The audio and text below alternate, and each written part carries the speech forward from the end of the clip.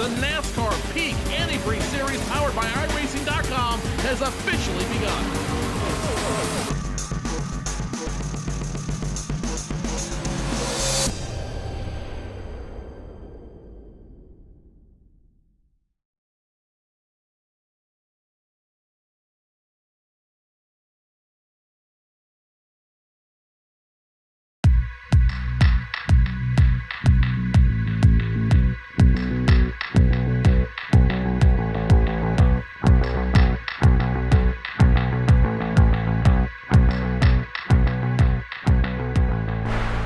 Good afternoon, ladies and gentlemen, and welcome to the Classic Indycar Series here from Montreal, Quebec, Canada. This is the circuit Ile Notre Dame, which is set alongside the Olympic Rowing Basin in Montreal, Canada. It plays host to this round of the Classic Indycar Series here on RaceSpotTV. Hello, Wilmington and Rachel Whitefield here on RaceSpotTV, about to get things underway. There you can see your starting grid here today. It's a small grid. We'll run it through you on your screen right now. And there you can see out front, it'll be Robert Grosser on pole position, Andres Warner in second, Michael de Jong in third, then Yannick Danich in the fourth position. Gonna head it on back with Jan Carlsen, Mark Usher, Sky Willis, Franz Josef Sturm, and then Tim Miller, Eric Hunter, Chrissy Manson, and Leon Ruggener running out your field here today. Hi, Rachel. Hi, Will. Good afternoon, and it's going to be a great race here. Of course, dark skies over Montreal, Quebec. So, well, we know there's definitely no threat of rain looming here, but these curbs today will be an exciting challenge for these drivers. Of course, this is the NASCAR layout for this circuit, so those curbs and single-seaters do not mix at all. Could make for some entertaining racing. So then, we've got about a minute before we head ourselves then down to those lights going on top of the iRacing.com gantry. We are running by kart rules here today. That means we've got ourselves a standing start for today's event. Our aerial coverage here today is brought to you by And1 Design, the official graphics partner of RaceSpotTV, as we get ourselves a look high above at this magnificent racing facility. And our onboard coverage, as we can see there from our pole position driver, that is Robert Grosser, is brought to you by the iRacing Forum app for Android.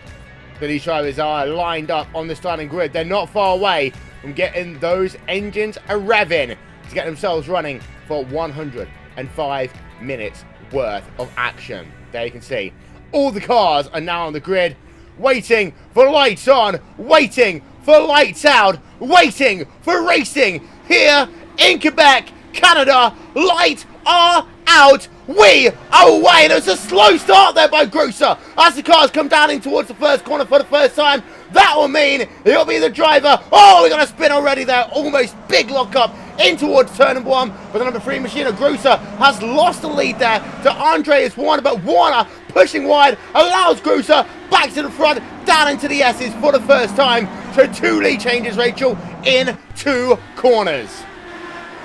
Yeah, the first few corners here at Montreal, very difficult, Will, so it's going to be a lot of shuffling around here in his first couple of laps. His drivers are very close together, but of course things spread out should be easier, but they're very, very difficult corners, and everyone's made it through.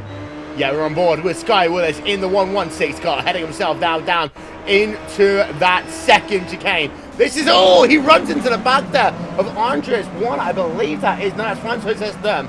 I do take that one back, but as it stands, there is the driver of Michael de Jong in second. And yeah, Andres Warner has fallen all the way down into P number 6, Rachel. We believe that was due to a cut penalty down on the exit of the first couple of corners. Yeah, very easy to get one there, and just got to be careful of those corner penalties on this track. And something these drivers also need to be aware of is coming up to them right now, the wall of champions on the outside of this final chicane. We've seen drivers clipping this through practice.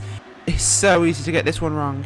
Yeah, there you can see your first 6 drivers heading themselves on the exit now of that final chicane. Down they come in towards that first corner once again. Nice little battle going on. This is for P4 and 5. You can see down into that first corner, you got McDonald's car of Yannick Carlsen now up, down in position, and that's number 20 car, Mark Usher, now up into P number 4. We ride ourselves along board then with Yannick Carlsen. He's got Andres Warner right behind him. He's got himself Mark Usher just ahead as they work themselves then on the exit of that first chicane, now down into this very difficult left-hander 90-degree corner before you tick it to the right-hand side for the next very difficult, long arching corner, heading yourself down in towards the second chicane. So, here we now ride ourselves on board with the driver of Mikel de Jong. 1 second, Rachel, the gap between himself and Robert Grosser. Certainly widening up there at the front wheel right now, and Mikel de Jong really hounding the back of Robert Grosser, so going to be excited to see what he can do with this one. But got to manage those tyres right now, of course. This track conditions will be changing throughout the race, so Mikel de Jong really needs to make sure he saves some of his car for later on, the end of the stint even, because these tyres can fall off very quickly from what we've seen. He needs to be a lot more careful than they have been in the past. Yeah, dynamic track conditions. We'll talk about that as well, Rachel. This is the first time that we've had this in the Classic IndyCar series, and it means that this racing, well, it's just a little bit more difficult now for these drivers. Got some wonderful overhead shots here at Montreal as these two drivers out front still separated by just over half a second.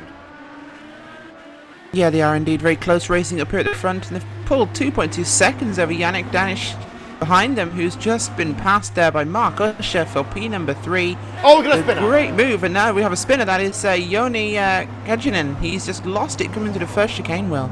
Yeah, we've got another one as well there. You can see at the rear end of the impact, we've got Tim Miller involved in there as well. That was his secondary spin there, as I believe it's Andres Warner trying to get himself back going. Caught out Papazan man Miller. We're going to get ourselves a replay of that one for you. Take you through the entire incident as it happened. Now, this one started with Andres Warner and Christian and Jonas Kaldrum. They're going to ride on board with Andres Warner. This is down into the final chicane. So, the incident happens about 20 seconds up the road from here, Rachel. But 2 into 1 doesn't go in towards turn number 3 at this racetrack. It doesn't, Will, and I think Joni Kajinen is actually beached on that curb. He cannot get moving. Get ourselves a look then. So Carlton, unfortunately, and this is how it started. They were almost 4 wide at one point here, running ourselves on board then with Warner, heading themselves down in towards that corner, and Warner trying to look from that angle for a gap that didn't exist. And you can see here, we're just having a look. Here comes, there's Miller. I think Miller got unsighted by everything that was going on. We'll get yourself another look by our aerial coverage. So they come down in towards turn number 3. And let's see if we can get ourselves a better look of this one then. So here is Warner in towards turn number 1. You can see a couple of drivers now. Carlton is going to be right ahead on your screen. They're going to go behind the trees. Let's get ourselves another camera angle in towards. There we are. I'm not quite sure, Rachel. A little bit more giving and taking can be done there, but Warner did try to go for a gap that didn't really exist. And I think the second incident is Tim Miller came into the corner, didn't realise those two people beat on the track. I don't think he did, really, but it's one of those unsighted corners where that sort of thing can happen, Will. Although with 11 cars in the field, 12 cars, everyone's guaranteed top 10 nearly, so really no need to push too hard this early on, and drivers just taking too many risks at the start of an hour and 45-minute race. We are 7 minutes in. Indeed. So, yeah, it's the risk and reward balance here, and obviously there's some drivers incited to that incident, but at the same time, you gotta be patient. Yeah. I mean, we all know that you make up most positions at the start of an event, and that's why you often see in the first 10 minutes people trying to drive their way through the field. Mikel de Jong, Robert Grosser still are leading the way. Gap between de Jong right now and Mark Usher is 1.9 seconds as it stands, as they complete what is their 4th lap worth of racing. Now, these drivers are actually going to do somewhere in the region of about 77 laps. This is a timed race, Rachel, and that means that fuel saving might come into play. If you save like crazy, you can do it on 2 stops. We've seen before, though, in the Classic IndyCar series, you've got to be able to save fuel while still keeping up your lap times. Otherwise, it's just not worth it. Certainly not, and that's the real trick to saving fuel, is being able to go fast whilst doing it, because everyone can go slow and save fuel. It takes an artist to actually be able to do it and go fast. But that's mid-apex speed that's going to be the critical component of that, Will. And these drivers need to keep that up. Easier to do in fast circuits where you've got lots of very long corners. Harder to do here on a street course. So these guys are going to be rolling a lot of the apex more, braking less, getting that car turned in, but keeping their foot off the throttle, which you get a lot of off-throttle action here, so it can be done. And even though that this is, you know, a purpose-built racetrack, it still has that street course feel to it. I mean, it's only used for racing a couple of times a year, and the NASCAR's Nationwide Series no longer comes to Montreal, Quebec. So now Formula 1 is the real event that comes Franz Josef Stern there almost wrecked it at 280 kilometers an hour. It was a very bizarre situation there. But Rachel, this track, it has got the street course feel to it. You can come and drive here pretty much throughout the rest of the year. And because of that, it's got that different feel to what we're normally used to seeing. Still one of the greatest venues in the world, though. I'd agree completely. It's an awesome circuit here. It has that feeling of a street course, but it's also a closed course. Technically, it's an island, so it's about as closed as you can get.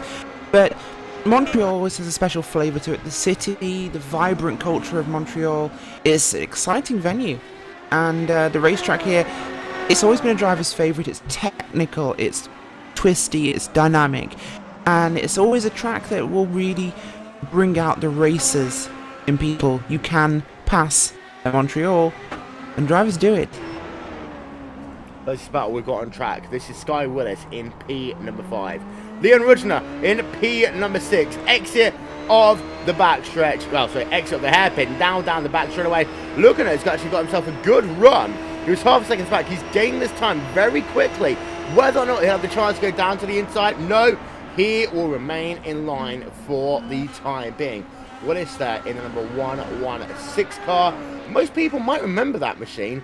It was what Danica Patrick ran in 2005, her first season in Indycar, where, I'm not going to lie, she came that close, Rachel, to winning her first ever Indy 500. She did indeed. It was so close, and I believe that was the race Weldon won.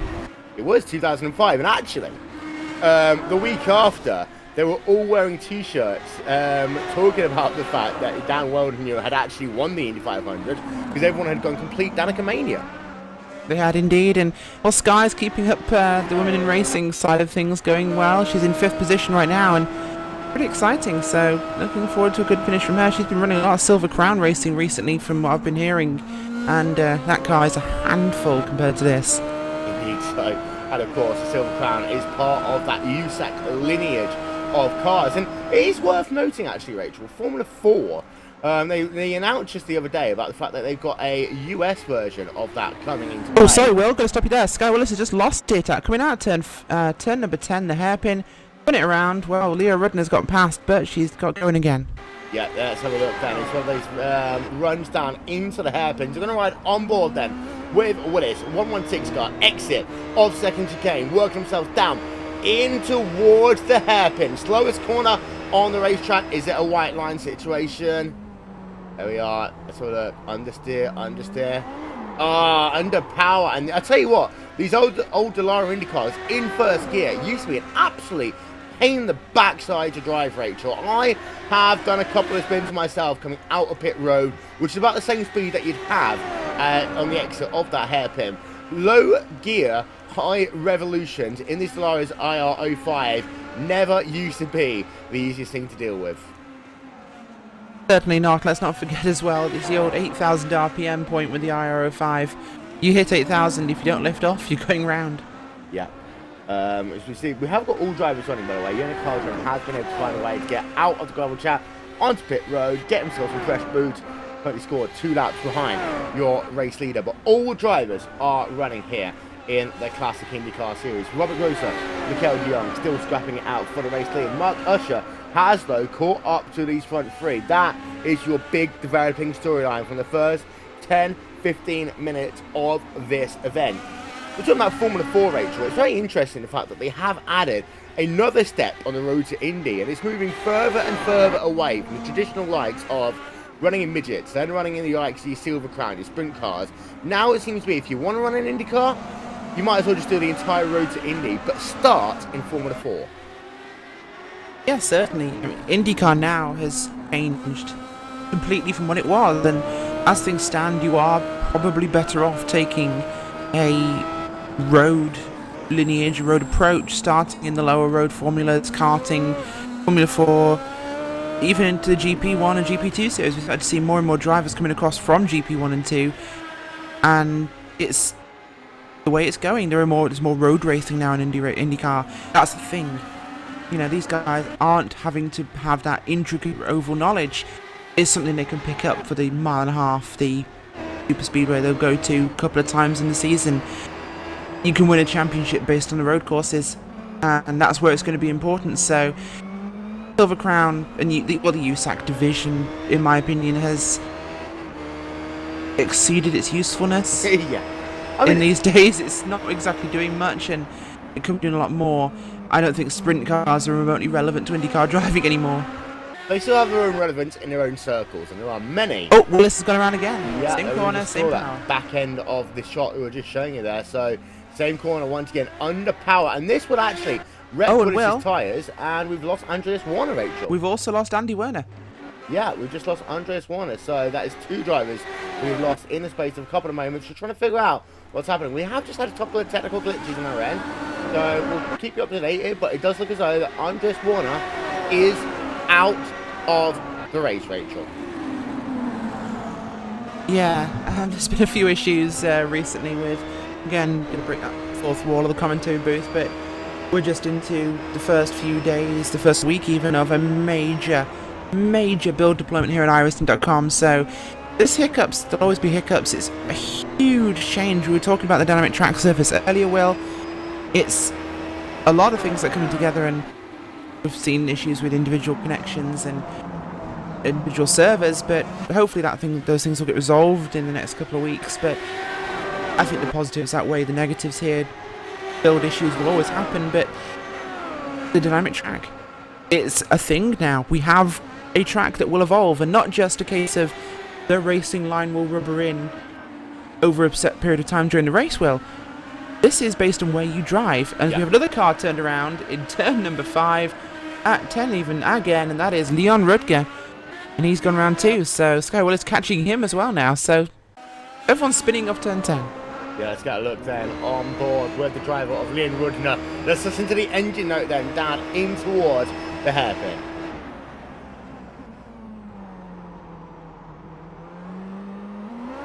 Now in that case, Rudger was just scrubbing those tyres all the way through the hairpin itself, and by the time that he got the power on, Rachel, he was always going to be a passenger. But that's now 3 spins we've had in 3 laps down at the hairpin. We're only 15 minutes into a stint here. This is a 2-stop race minimum, arguably a 3-stopper. I'm thinking that tyre wear is going to be higher here than what people thought it would be. Absolutely. The only thing we have seen with the dynamic track surface is that it's really making the tyre wear a bigger thing. The sidewall is stiffer on the version 6 tyres we're now running, which makes it a lot more grippy off the corner, which means if you've got more grip, you're using it, so you're using up the tyres. And tyre temperature is a major factor now, so the hotter those tyres get, the more they wear off, the more they throw bits of rubber onto the side of the track and create marbles, which is the other new thing. So getting offline here will be a disaster for your race once marbles build up, especially over a race of this duration. And yeah, the tyres just destroy themselves, and we have lost another driver. Who was it? I'm just trying to figure out. Just saw the back end of a replay there. And this was, I think, with Willis I was riding on board with. A car either losing or getting very sideways on the exit of the final chicane, the Wall of Champions. Just trying to have a look and see if we can figure out who this one would have been. First in front of Willis, that's Leon Rudger. Yeah, and actually it would have been Yannick. Is it Yannick there? Oh, there we can see a driver. That was Mark Usher. Mark Usher in the number 20 machine there, just getting himself very sideways down on the exit of the final chicane in towards turn 1 he comes now. But Rachel, Usher almost binned away what had been a perfect race today. He has been up and down this field today. Mark Usher, well, he was up in 3rd, he's back down to P number 4, but now he's going to get past Leon again, past Yannick Dunnage, and then back towards Robert Grosser. Certainly, and well, this track is not forgiving. As much as it's a racer's track, it will eat a racer in the process. It is incredibly unforgiving. The walls are so close to the side of the track, so nowhere for drivers to go. Well, ladies and gentlemen, we have so far a total of about 20 minutes here scored complete in this event. Let's have a look through your top 8 drivers as they have now completed a total of 11 laps worth of racing. Robert Grosser leads by 1.2 seconds over Yannick Dunnage. We've got Michael de Jong in 3rd, Mark Usher in 4th, then Rudger in 5th. You notice the top 4 drivers separated by just 3 seconds and a 25-second gap back to P number 5. Willis, well, she scored in P number 6.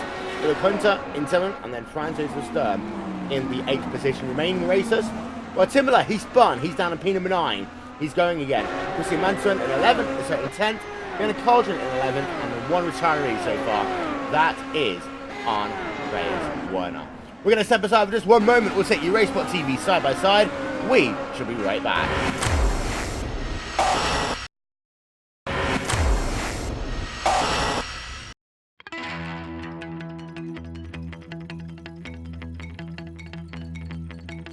It's been a very long off-season. Teams have changed, sponsors have changed, colors and all, but one thing that hasn't, they like to mash the loud pedal. Green flag is out on the 2015 NASCAR Peak Antifreeze Series season. iRacing is the ideal platform for these broadcasts because we have the best racers, the best online racers in the world, and we have such a variety of racing, from NASCAR to Grand Prix style racing, sports car endurance racing. We do it all. Since 2010, the iRacing.com World Championship Grand Prix Series has been the absolute pinnacle of road racing in a simulated form. Great start then by Yakoda from the front. They're packing up behind number 1. They're going to be 4 wide as they come down into turn number 1 for the first time. Will they make it through that first corner? You can see them funneling through the center S's. It looks as though everyone is just about made it through. We have got ourselves some contact though, Rachel. Side by side going into turns 3 and 4. Humpy's got the advantage, but Ottinger's not going to. Oh, he got into him! Ottinger gets into the 58, turns right into him, and that ends Ottinger's run.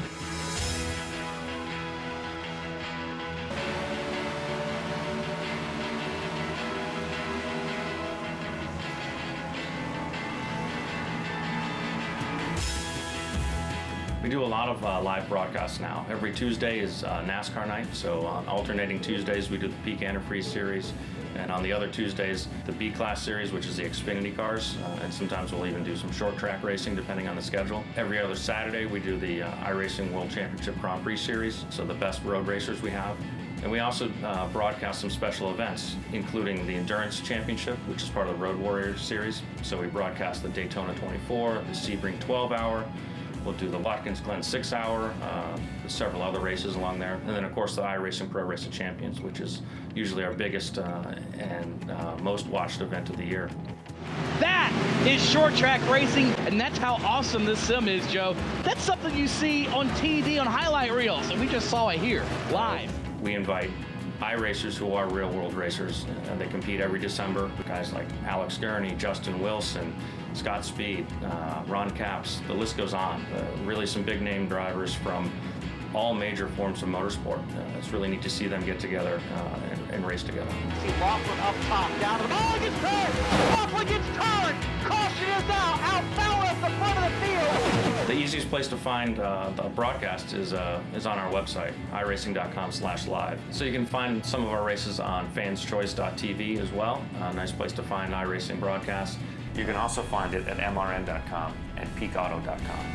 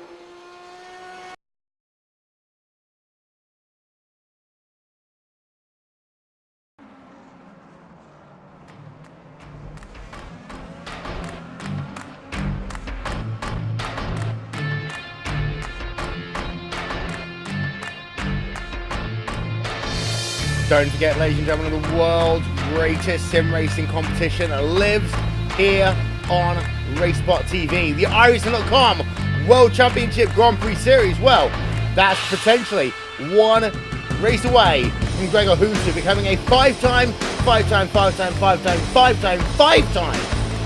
world champion.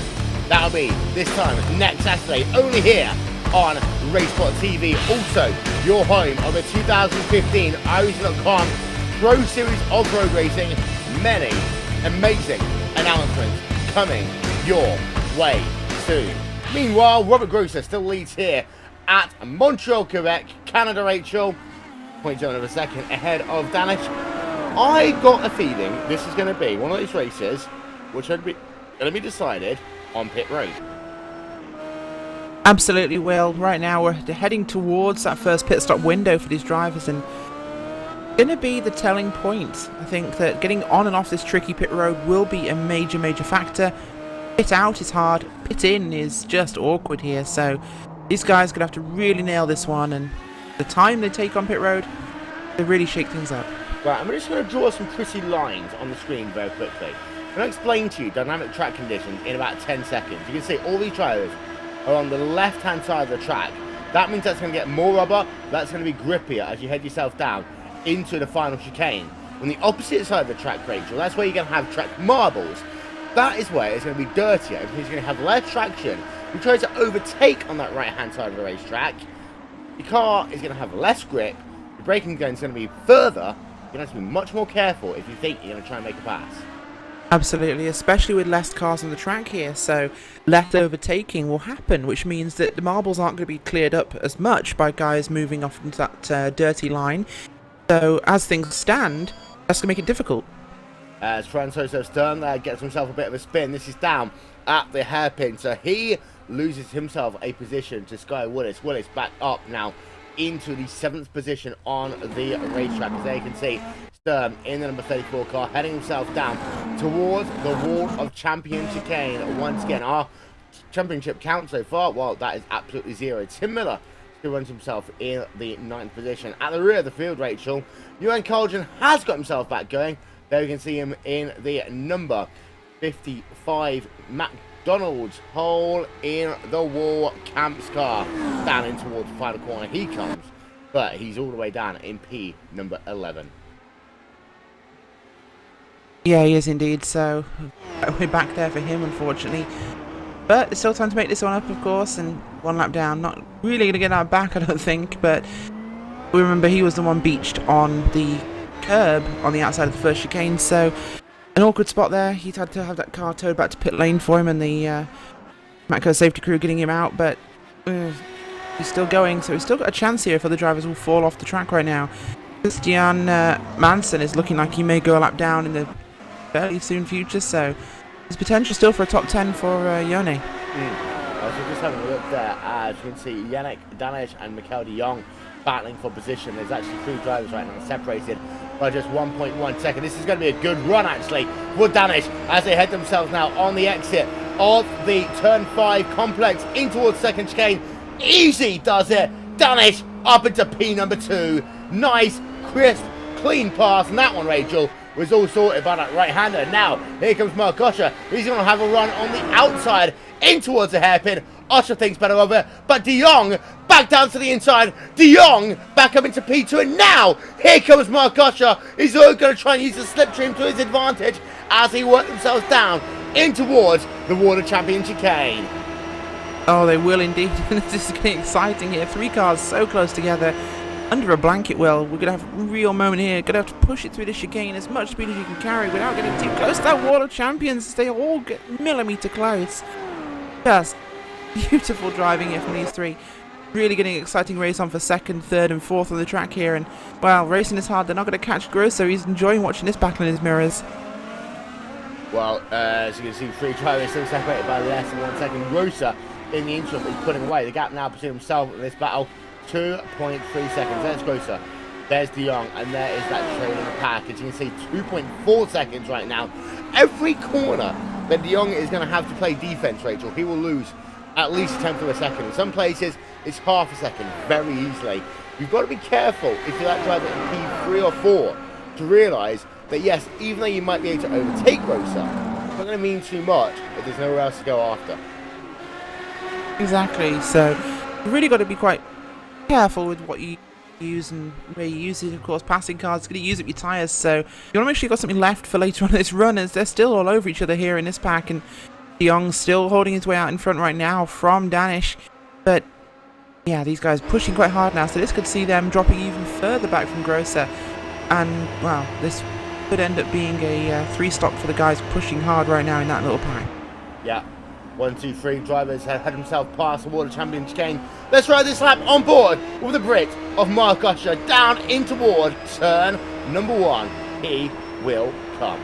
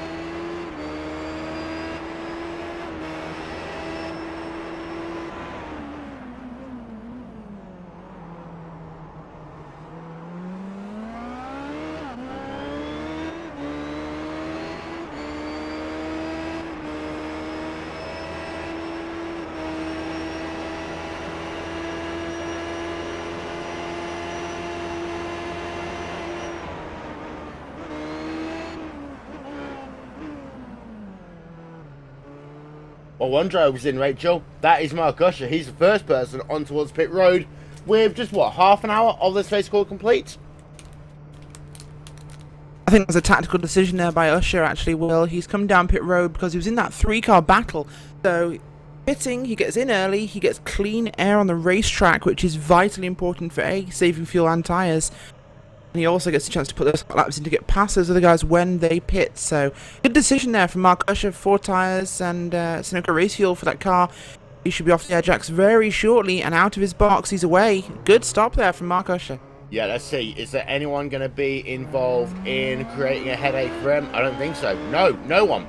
Perfect there for Mark Usher, Rachel, because no one is going to be holding him up on his next stint. Exactly what he needed. This is exactly what he was going for. It's just perfect timing there for Mark Usher. Great stop. Made sure the car comes in and out clean. And as I mentioned, clean track. Nice clean air so the car will handle better. Not using much tyres. He can save fuel now. He can run his own race. This is important. Let's look at our weather conditions here today. We've got an air temperature of 70 degrees Fahrenheit. We've got another car on towards pit road. That is Yannick Danish. We've got a humidity of 83%. Well, you can see the clouds is overcast, and you can see it's windy as well. 14 kilometers an hour wind here today.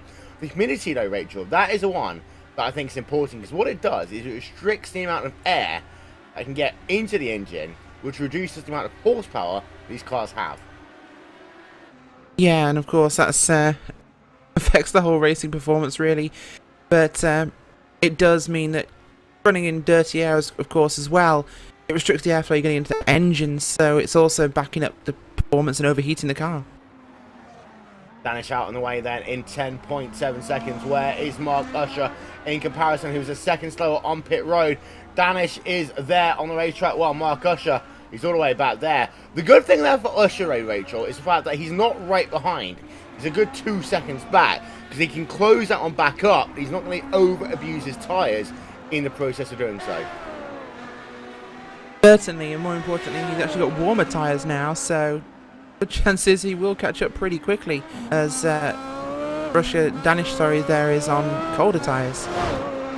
While Robert Grosser, though, still continues to lead this motor race. Between him and Robert Grosser, there is 7 tenths of a second. They both head themselves past start-finish line again. Let's see what Leo Rudner will do as he comes down in towards the final corner. The Acorn Sailor's car heading himself now actually on the exit of the hairpin, Rachel, on towards the back straight away. 27.9 seconds behind the top 2 drivers. Yeah, they've really fallen away now, but those 2 top drivers will have to come into the pits soon, so we'll see exactly what happens when they do. It's 2 seconds between Grosser and second place, and the guys from second, third and fourth were tenths of a second apart, so it'll be interesting to see when they pit. Indeed so, there. As you can see, these drivers heading themselves down in towards turn number 1. Turn number uno. Once again, the first corner here on Montreal is very fast and very hard for these drivers to have to deal with. Exit then of turn number 2. Down in towards the first chicane comes at Ian Ruggener. 28.4 seconds is the gap between himself and Mikel de Jong. Heading themselves back, well, 3 drivers have pitted so far. 4 drivers technically, Rachel. Everyone else going to wait it out a little bit longer. If they do it, they might be able to make this a 2-stop race. They could be able to, and with the low number of cars, it's possible. There's less fighting to go on, so could expect to see that when we've seen our first pit stops in 30 minutes. So I don't think 2 stops is possible unless they've short pitted this first time. Yeah, there you can see though the number 18 machine, Acorn Sterlev's car heading himself down in towards the hairpin once again. This is his 23rd tour around this racetrack. It's funny how quickly the laps tick off here, Rachel. Lap number 24 of this race already. Yeah, it will be interesting indeed, and it is going very quickly. Of course, these lap times are fast. 1 minute 20, 1 minute 22 sort of lap time range here, so very quick. Not much time to think, so it's going to be very important for these guys to make sure they can actually go the distance. Let's go though, Rachel, through your field. This is brought to you by And One Design, the official graphics partner of RaceSpotTV. We are going to start out front. We're going to have a look at Robert Grosser. He, well, has pretty much led this entire race. In fact, he has led this entire race. 24 laps, he's led 24 of them at the stripe.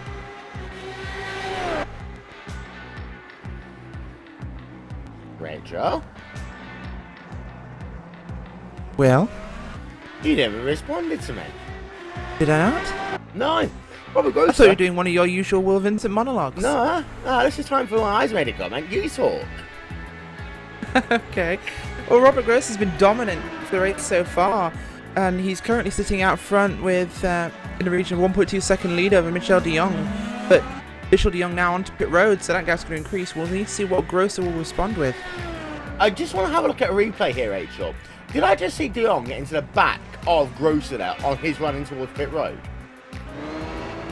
We'll have to take a quick look there, because he was all over the back of Robert Grosser there, having closed up that gap. So as they approach pit entrance now, we'll have a quick look and see exactly what happens right up under the gearbox there of Grosser, as he does actually hit him. His front right tyre to left rear tyre there, contact, and the back end of Grosser's car picked up one of those flaws we had with the old IRO5 car. Well, no, none of those rear bumper pods we see on the new DW12 Indycar, of course designed in part by Dan Weldon, prevent those sort of contacts and incidents they can lead to. So lucky escape there for Grosser and de Jong. Yeah, so look then at this as they're coming towards pit road. There, we just showed it to you. We've got the arrow up, and that, as you can see, we'll just circle the part of the car that was damaged there on de Jong's car. It was right there. De Jong has he will get a front wing change, of course, on pit road. But I will say one thing. That is what pit road at Montreal, Quebec, Canada is, Rachel. It is a dastardly feat at times. Oh, it is, and we saw some incredible entries to pit road in the Skip Barber 2K Cup, of course, also here on RaceSpotTV, well, with guys passing and then diving straight into pit road and passing on the entrance to pit road. So Canada never disappoints with pit entry. Yeah, we've got more on pit road. This is Robert Grosser now going to make himself his first service pit stop of the day. There you can see him heading himself very slowly down on towards pit road in the Vortex Sim racing car. And let's have a look then at his speed as he comes in. We'll bring it down to a complete standstill. And there is his pit timer on the bottom left hand corner of your screen. 1 hour, 8 minutes remaining here at Montreal, Quebec, Canada. Grosser, first pit stop of the day, first time anyone but Grosser has led a lap. Grosser out in 12.2 seconds. He is, though, Rachel, behind Mikel. No, he's not. He's ahead of Mark Usher and Mikel de Jong as he comes back on track, but not by much. I mean, literally not by much at all. The gap is nothing. De Jong is going to go past that Usher. Let's take that back. Usher is going to go past. Oh, that's going to be Robert Grosser losing 1-2 positions, Rachel, in the space of 2 corners. This is the thing with the new tyre drop-off and dynamic tracks, Will, is that being out 1 or 2 laps longer as Grosser did has absolutely killed his lead, and he's now sitting in P number 3, so this is how important it is, and I don't think drivers will be able to go to stop in this race. They might have in the past, but with the way things are now, and looking at the tyre wear we're seeing, it's going to be 3, I think. Yeah, let's have a look then. This replay on board Robert Grosser, brought to you by Vortex Sim Racing, as it was just there on the exit of the first of the chicanes there. Robert Grosser getting past, but then a second double whammy as Mikel de Jong will go past, as well as Mark Usher. Well, Grosser had led every single lap of the first stint, Rachel. Now he's down in P number 3. What does he have to do to rebound in this second half of the race? Well, he's going to have to push as hard as he can, but I think it's perhaps not a bad thing to be sat here out of the lead. So there's a potential chance for him to just run and save fuel behind these guys on some of the longer straights. He can just lift off a little bit, so it's not a bad position to be in, but, well, it doesn't feel like the lead, does it? Ladies and gentlemen, we're going to step aside. We'll be back in one moment. Just some technical issues here on RaceSpotTV.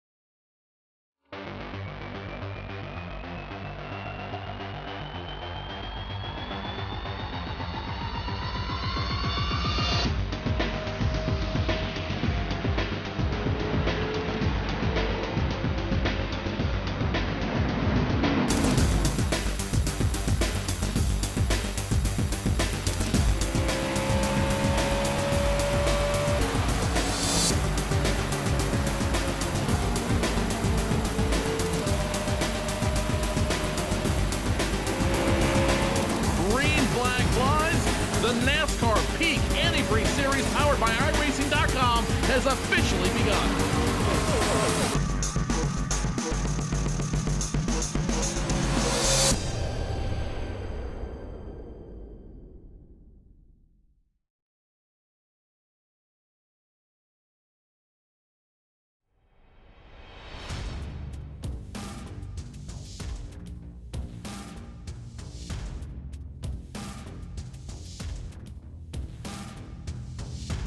Monza is a very historic track. It's been around since the 20s, and it's gone through several permutations since then.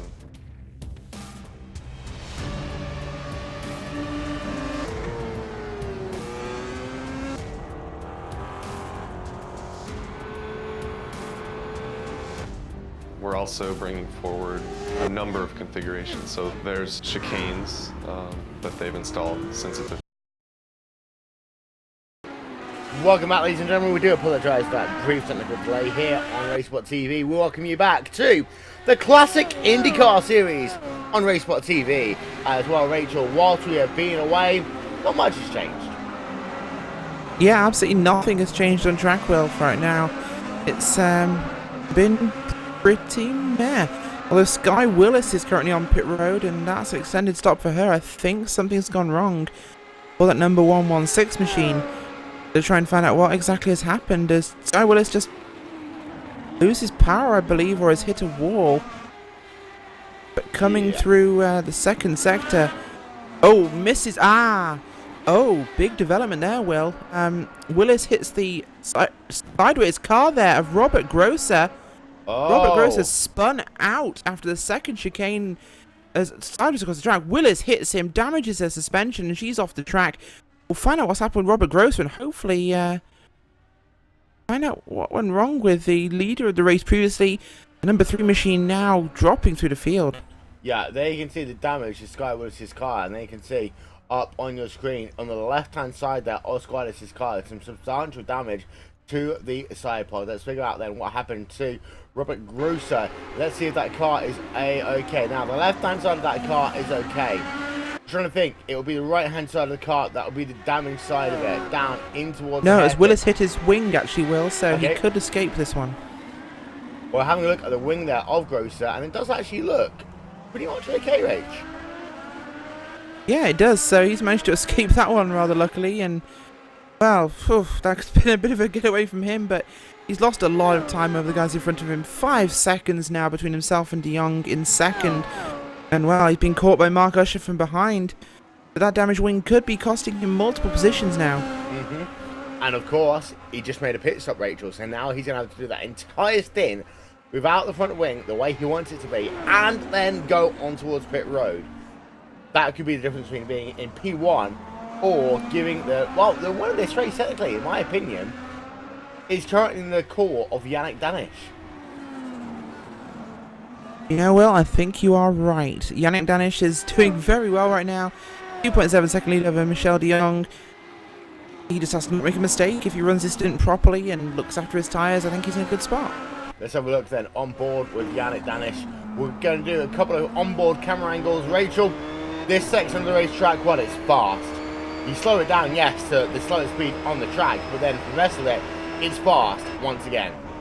Oh, absolutely. It's just rapid here. And apart from turn 10, which is, I think, one of the driver's favourites, because you have got those stands all around you there. You're in a bowl of fans. And it's a big slowdown and drag racing out of there up towards the final chicane and the Wall of Champions. So, probably the more fun part of the track. Well, there you can see on board with Danish, exit of the final chicane, sideways, double lock there as well. That was a scary moment. Past start finish line, just over 1 hour of this race to go. There's De Jong, P number 2. There's Grosser, side by side there with Usher. Usher ahead of Grosser in towards turn 1, Rachel. Will tick past the hour mark with Mark Usher making a fantastic pass. Absolutely, and that's exactly what needs to be getting done throughout this race. And, well, they've got a long way to go still. On board then with Usher in towards that corner, and well, we'll turn that camera around. You can see nice easy pass from Usher. 1 hour of this race to go. Usher into 3rd place just for the time being, but Grosser still half a second back, and this has been one battle that's gone on for a while, Rachel. Usher versus Grosser. Usher versus Vortex is probably the easiest way to explain it. Quite probably, and it's going to be a very heated battle, I think, in the next 20-30 minutes. Oh, we have an official retirement from Sky Willis as well. Well, yeah, let's have a look. And Sky is out of the race as far as it looks. And that's a shame, Rach. 2 cars now classified as out of this event. Yeah, so everyone still running is guaranteed a top 10, which is, I guess, a thing. Well, we're on board actually with Jörn Carlton at the rear of the field. Now, Carlton actually had himself a pretty good race for the first 5 minutes. Now down in P number 10. But we're right on board of him, Rachel. There's still a lot of work that can be done here, because he's got Monsoon, 17 seconds up the road. If we can get to Monsoon and Sturm has himself a slow pit stop, that's a P8 pretty much immediately. Yeah, certainly. So he's just got to make sure he looks after this one, and even being a lap down, he's still in a good place to actually be able to recover from this one. So Manson in his pit box right now. We'll see exactly what he can do. Yep, as you can see, Christian Manson will just go on board there. You can see that Manson is going to get full fresh tries. He will top up with race fuel, and he'll be good to go towards the next stint here. 2-stop strategy, playing much out perfectly for Manson. Out of pit road, onto track, and this is what we love, Rachel. clean air. Yeah, clean air is so important, especially in cars with downforce on them. Clean air just lets you get the right amount of air onto those wings, keeps the car in good trim, and it feels awesome to drive. Once you get behind another car, it's tight, it's pushy, you've not got the air there to hold the wings down. You've got less grip, and it's just a horrible feeling being tucked under the wing of another car, especially on a tight track like this. Oh, but he just did a two-wheel, four-wheel slide there, Rachel, down at the second chicane. Now, how much will that hurt not only his time, but his tyres? Because that was a pretty big slide there. Well, it's probably hurt them a lot. Slides now are very harmful to your tyres, so gotta make sure you just look after those, and, well, you might need to come in for the pit stop if they're that bad, but a couple of laps will soon find out what he's got. There we can see that into towards the chicane he come, and then there we are. Exit of the chicane right about here. This is where they should have. No, I take it back. It's the next chicane that he was going to have. Christian Manson was going to then have the issue with his back end just sleeping up all over the place. Down into the second chicane, and let's have a look. Do we hear? No, yeah, just about there. We can see on the exit of your screen there. Christian Manson.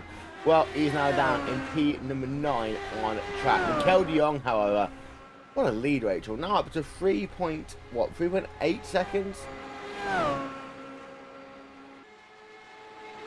It's looking like that, Will, and right now it's a pretty stable one. Actually, de Jong there, 4.6 seconds ahead of Mark Usher last time at the light.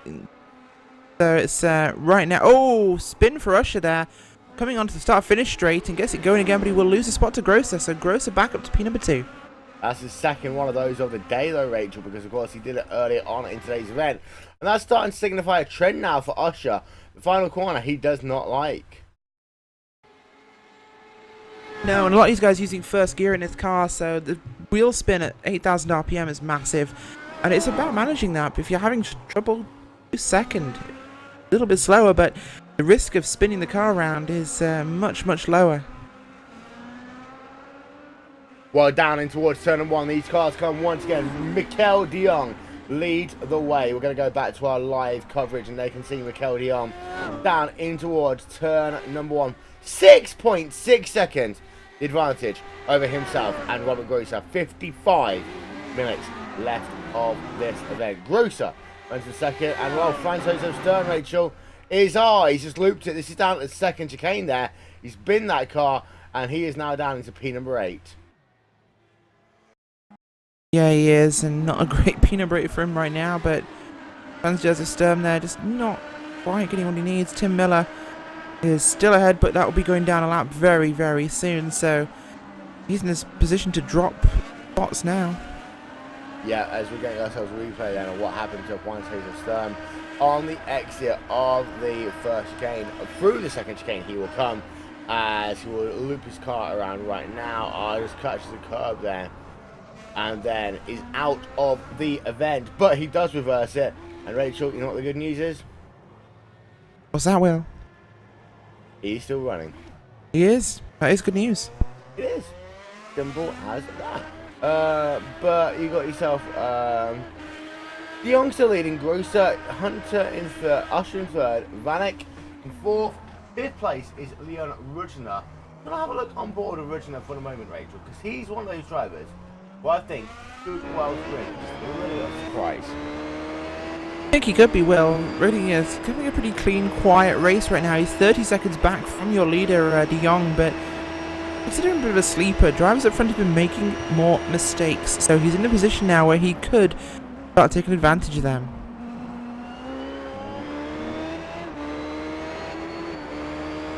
Heading himself past start finish time there. You can see the drive then of Rudner coming down in towards turn number 1 on our replay. So Rudner's had himself a couple of incidents so far in today's race. It's been an interesting day up and down this field. There you can see your gaps on the left hand side of your screen. 6 drivers are scored on your lead lap. In fact, actually no, it is 6 drivers, because Tim Miller is scored as 1 lap down. There you can see Miller. He has got himself Mikel de Jong just a little bit further up the road from him as we stand. But Rachel, let's have a look at your movers and shakers, and your biggest mover and shaker is Rudner, up 7 spots in P number 5. De Jong though up 2 spots, Usher up 3 spots. Yeah, they are, and Redding has doing a great job. Like you said, 6 spots. He's having just a very clean, quiet race, and I think that's what he needed to do. A small field on a very difficult track, so run your own race. Let other drivers make mistakes, and it will come to you. Well, this is the closest battle we have on track right now with Usher versus Grosser. We're going to spend a bit of time, we're going to ride on board some different camera angles with Usher versus Grosser.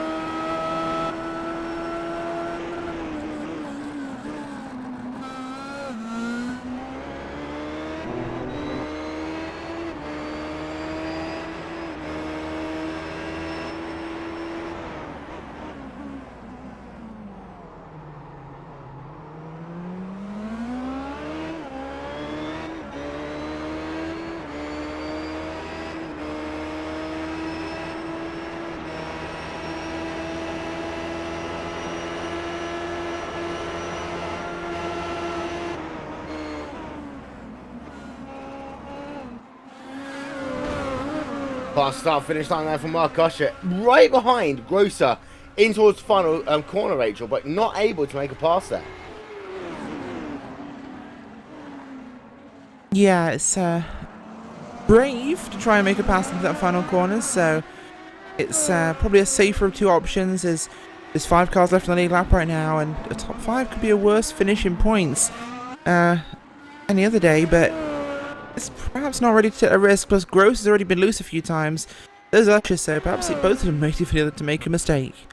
Well, De Jong though still leads, Rachel, and last time by, Michel De Jong was able to be up to 9 seconds ahead of Mark Usher in his number 20 car. What a drive that's going on right now by Michel De Jong. Yeah, it's, there's a few De Jongs I've seen around recently in iRacing alone, and they're all incredibly good. Michel De Jong, probably one of the stars of IndyCar within this iRacing.com service. Whether it's the IR05 or the DW12 chassis, the guy is incredibly fast and always a great one to keep your eye on during a race.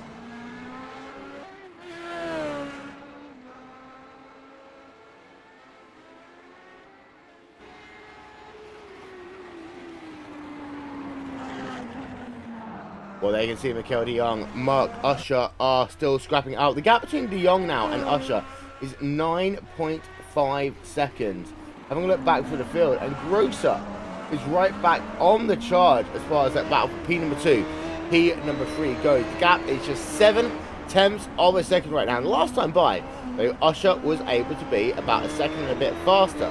But Grosser does seem to be the more consistent driver. Grosser, of course, Rachel, looking to get himself back the race lead he lost during that first round of pit stops. Yeah, indeed, and it's going to be, well, we always know pit road is the tricky part of a race, and you've just got to make sure you look after that part of the race, and it's so easy to lose time there. Well, as we look further through the field, this is where the gaps become really big between P4 and P5, Vanek Danicic, and we're looking at that is about 16 seconds. Then, from running up to Grunter, you've got about 57 seconds right now. That's huge. Behind, you've got bigger gaps as well, 17, 37, and 30 seconds. But, out front, you still have that driver of De Jong still leading the way. And that gap, well, here we are. 9.6 seconds right now. That last time by, Rachel, 6 tenths of a second to the advantage is De Jong. One question, has he got less fuel? Well, he might well have less fuel, and that's going to be a really important part of the race strategy. Do you want a short stint this middle one? Are you planning on 3 or 2? So it all depends on what the drivers are planning. If they're going to carry less fuel, we can expect it to be a 3-stop strategy. As you can see there, we're going to ride ourselves on board with the race leader, Mikel De Jong. The gap is now up to 9.5 seconds. 41 laps of this race score complete. Rachel, not far away from halfway distance of this event. Yep, it's a long one here today, an hour and 45 minutes with 11 cars. That's quite the real test of a race. But as it stands, these drivers really have to look after that machine. They have got a lot of time to do that, but at the same time, this is a race, and you've got to have a car that's able to fight in those last 10, 20, 30 minutes of the race past that final pit stop. Will we see a lot of fuel saving? I think so. With these gaps that are this big, there's no point pushing lap times out at the fastest we've seen on the scoreboard. All you need to do is drive faster than the car behind you. You hold the spot. Indeed so, and that's one of those important things that you've got to pay attention to. In some cases, you've got to worry about what you're doing, not what your opponents are doing. Just drive your race and not the race of other people. But Robert Grosser right now battling out with Yannick Danish. 3.3 seconds is the gap between those three drivers right now. P3, P4, Rachel, last step of the podium. Exactly, I think that will be our major fight in the race here today, and probably the only one we've got left. There's so much space now between drivers, with Rudding in the last car on the lead lap, 32 seconds behind your leader, 15 seconds up the road from him is Danish, and 3 seconds ahead of him is Grosser, so it's potentially a fight for the last step of the podium, but right as it stands, there isn't one. Well, yeah, it's between two very accomplished drivers. Grosser in P number 3, 122.100 last time by. Yannick Danish, 121.481 last time by. Behind, Leon Rugner, Rachel, has fallen out of the mix for the time being. His last lap time, a 122.0.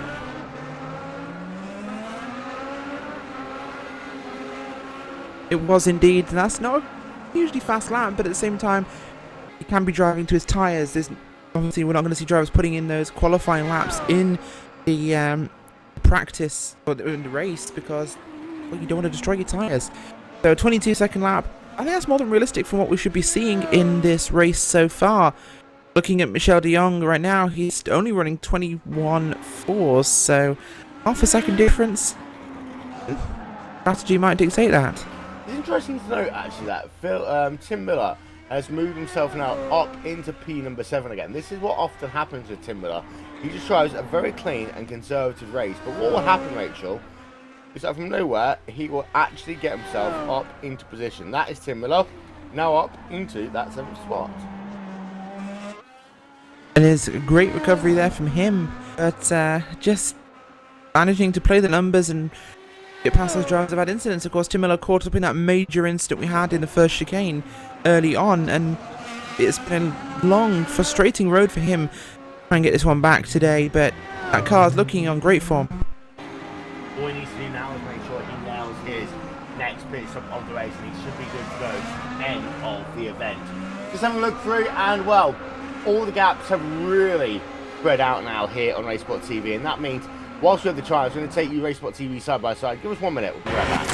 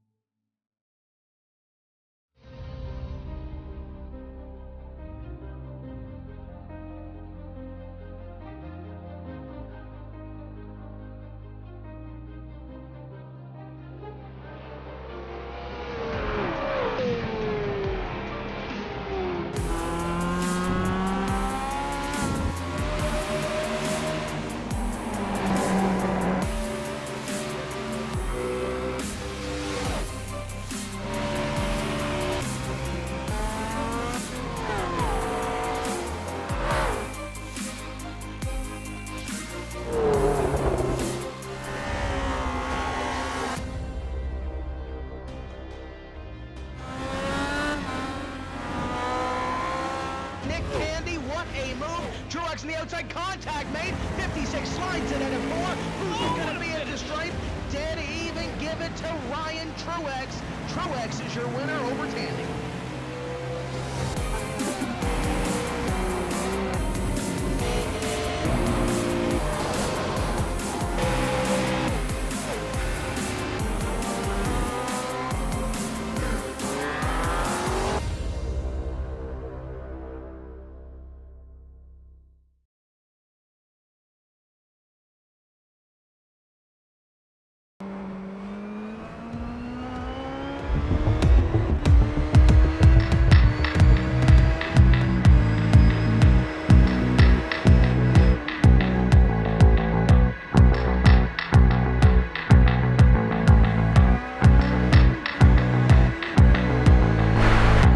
At the top of your screen means it's a timed race. That is what makes the CIS so interesting to watch, Rachel. You get laps races and also timed races, and in this case, fuel saving could well be critical. Exactly, and we've seen some good drivers hitting lap times that could be indicative of less fuel and a 3-stop strategy. But as things stand, most we think will be on a 2-stop. However, what we've seen so far is the tyre drop-off is extreme here at the moment with the track conditions we have. So, running those extra laps and fuel saving could end up with you being much slower on a 2-stop than a 3. But it could well be that 3 stops is the fastest at this time. As we see there, I've just been watching on track, that's Franz Josef Sturm. He was getting passed by the car of Yannick Danish. He's managed to make it past there, so no fight for those guys. It's still De Jong leading at the moment from Robert Grosser. Mark Usher in second. Yannick Danish holding on to P4. Leon Redinger, he was the last car on the lead lap in P5. He's had an incident. No front wing on that car. He's on pit road, 1 lap down in P5. Just trying to find out what happened to him. And I'll tell you what, Rachel. I was just in the math whilst on commercial. I'm not going to lie to you. Actually, the quickest way to beat is in a 4-stopper, according to my math. No one came into well, you've done the math there, so it could be happening. Yeah. Could be. I think 3 is logical. Probably what they'll try for. 4 stops. Oh, we just actually saw there. It's on the end of lap 46 for Leon Redinger, actually, Will.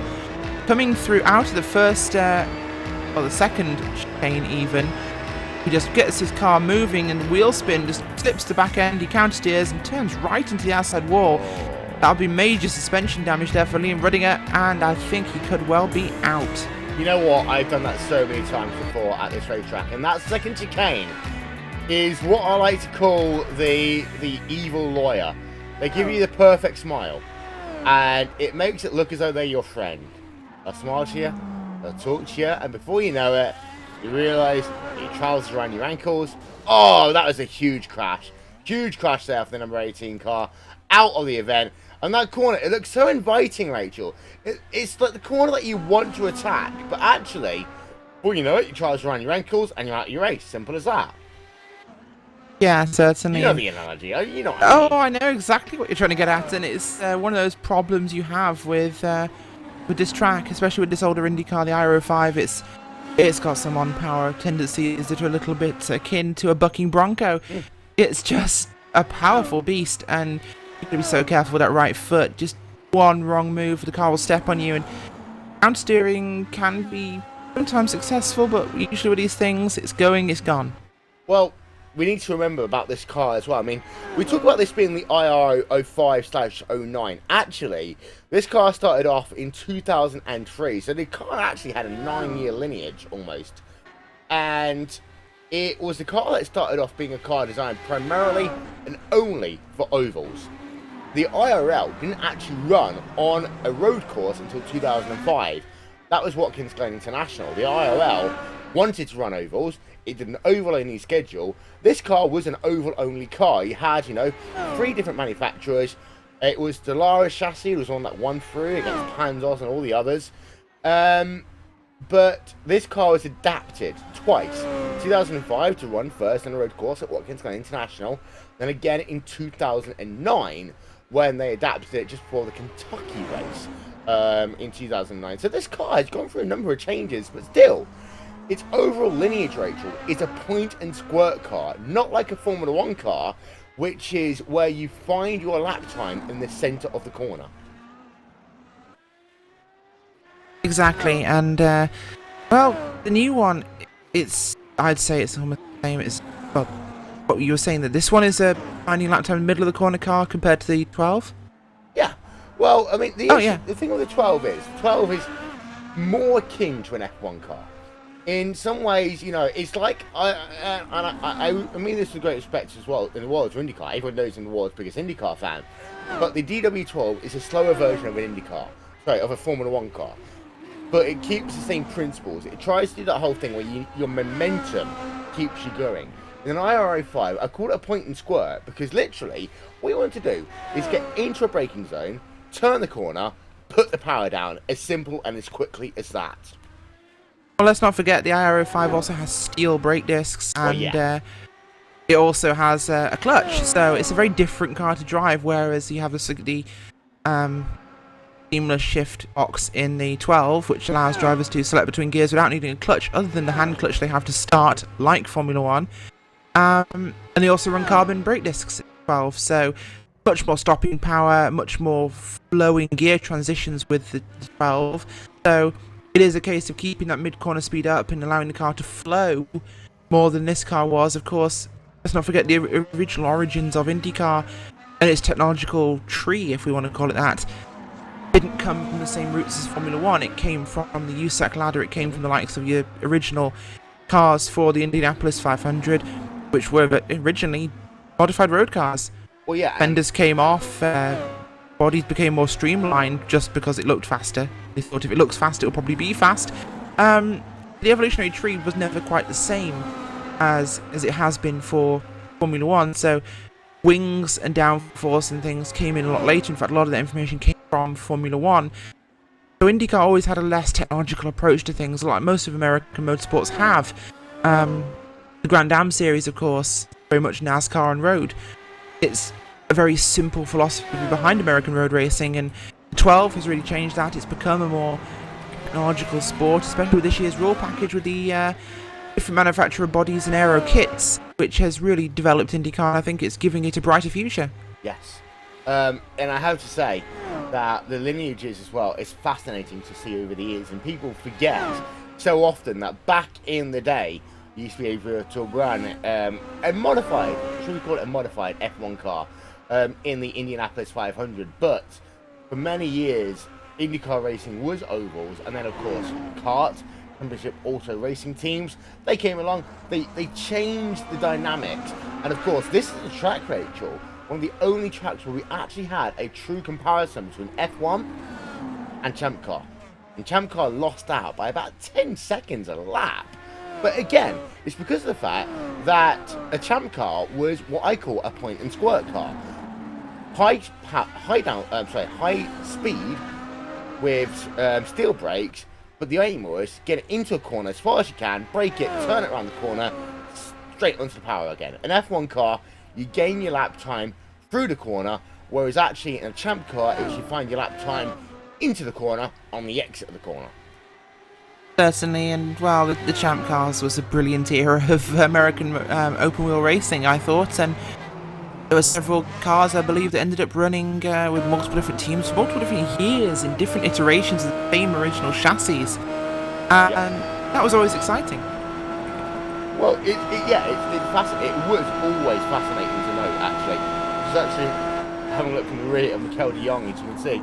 In the background is Mark Usher, 3.7 seconds back as these drivers head themselves down towards the start-finish line once again. Just having a look there, as you can see. Actually, no, we've got Mark Usher on pit road as we speak. And Robert Grosser is a driver on pit road as well. So let's go and have a look at that. So Robert Grosser is on pit road as we speak. Out and away, 12.4 seconds. His last stop of the day there in the Gecko number 3 car H. He is indeed, Will, although we're not sure if it's the last stop of the day because we still have, 35 minutes. It probably is his last stop of the day. Yeah. Trust me, I'm right, I promise. You're right, Will, of course. You're always right. Not always right. Usually right. Yeah, I try to be. Actually, I was looking up, I just remembered that car we were talking about, and there was an individual car. That was one of the Lola Cosworths, actually, and it ran with, it started in kart. It was an original 2001 car, and I believe that thing includes Sigma Autosport. It was, Alem drove it, Oriel Server drove it, and so many different drivers in the same car. It ran at Rockingham as well. It ran with Dale Coyne. In fact, I believe it's the current car that Dale Coyne have as their show car for the Susan G. Komen car with Pan. So this car, this chassis, was HU22, the chassis number. It was fast, and it went through 4 or 5 different competitive iterations. Oriel Server, Max Papis. It was really good car, but this is the thing. That's the technology we're talking about, that it was that flexible it could survive multiple years. Look at Formula 1 today. The car barely lasts a year without being modified beyond its original specifications. So, one of the things I've always loved about American motorsports is it's more down to earth, it's more approachable, it's more real world. There are crossovers, and of course that's changed with the Indycar recently, DW12 in its current iteration. So.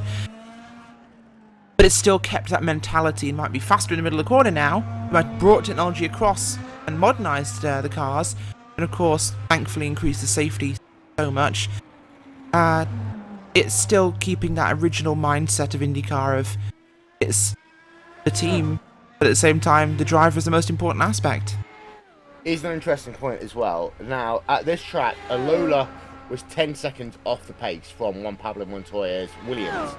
In a direct comparison, that was still 3 seconds faster than what a Lola Formula 1 car could do when they tried to run in 1998 in what was potentially the worst ever running of a Grand Prix team in history. So actually, a Lola IndyCar could be faster than a Lola F1 car.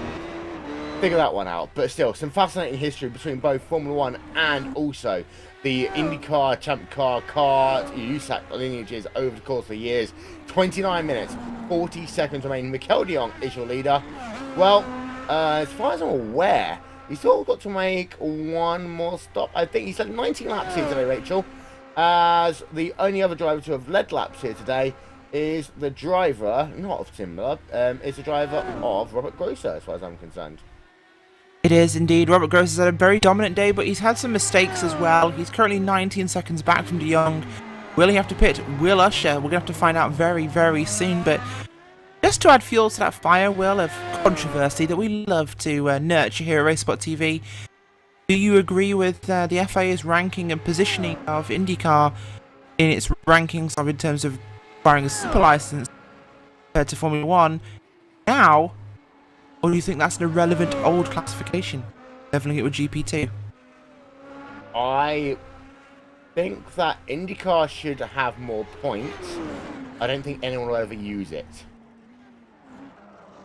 If you come to IndyCar, it's because chances are you actually are a better driver and have less money to be able to buy a seat in Formula 1. So, and you actually want to go racing, yes, not driving around a track in a very shiny car. So anyone who's come to IndyCar from Formula 1, chances are they're actually going to be having a much better time. Who'd want to leave? I think that if you look at what IndyCar drivers do, then if you can compete in IndyCar, if you can do rookie orientation and survive an Indy 500, you can survive a season in Formula 1. Simple as that. If you can finish an Indy 500, then you obviously know what it takes to run a race car at some of the highest speeds in the world. The same way, I think the issue is, really more than anything else, is that it's a ranking system that the FIA has designed knowing the fact that no one's ever going to use it. You're never going to get anyone trying to come from IndyCar into F1 ever again. As you've got Christian Manton there battling out of Francis of Sturm, just for the record, down towards turn number 1. Now, there was a time, I think Darren Manning was the last driver to try and move from IndyCar over to Formula 1. Of course, Justin Wilson went from F1 into IndyCar, similar to Takuma Sato did. And of course, both Dan Weldon and Dario Franchitti at some point in their career tried to run in both F1 and IndyCar. But the issue is, I think if you're going to run IndyCar, you want to run IndyCar. especially from the last 10 years, people will only run IndyCar if they understand the fact that they're going to have to run on an oval. So therefore, they make that conscious decision. IndyCar is not a second place for F1. It's a different fact of life. And I think that, yes, there are some washed up F1 drivers like Takuma Sato that went over to F1. That's not the norm. I think if you go to IndyCar, you are going to stay in IndyCar. You're not using IndyCar as a stepping stone. And I do not ever see the Haas F1 team ever taking anyone from IndyCar to put them into F1, regardless of if they're an IndyCar champion or not. Oh, I completely agree, and I think Haas F1 will be taking drivers that currently exist in Formula 1 and picking them up, or drivers that have been in recently, because they are the drivers that understand the style of racing it is, and it is a very different sport to IndyCar. Let's not forget, you come out of the pits with heated tyres in Formula 1, perfectly up to temperature and nice and sticky to get a fast lap straight away. Whereas in IndyCar, you come out of the pits with freezing cold tyres and a 12-second pit stop with, 4 people, compared to Formula 1 where you have 30 people for a 2-second pit stop. It's a whole different ball game. You're managing fuel in at least 3 of IndyCar. them with a beer garden who wants to get to the hot dog stand in most cases. Well, there is that, but you've got to manage fuel because you are refueling. You've got to look after the tyres. You've got to make sure you heat them up properly in a racing situation. Just look at some of the best races we had this year in IndyCar. We had, of course, Toronto, and we had Belle Isle. Both races were absolutely incredible because they had the changing conditions, and that's just something that I don't think F1 drivers really understand anymore. The pants decision making that has to come from the cockpit, whereas in Formula 1, the drivers to an extent get told when to go onto wet and dry tyres based on telemetry data passing back to the teams. Yeah. And they are simply piloting the car that's being run and decided by the team. Even I suspect half the time the passes are coordinated by the teams. Whereas in IndyCar, you're driving. You are in that car, it is you and your opponents. There is a parity of chassis. Within reason, the cars are essentially the same, and it breeds incredible racing. I just don't think a driver can go from IndyCar to Formula 1 is a different sport. It's like saying, oh, I'll take someone from NASCAR to run my Le Mans team. Yeah. Not going to work. Unless you're Montoya. Yes, okay, they could both, in the logic that, well, they're both endurance races. Yeah. Yes.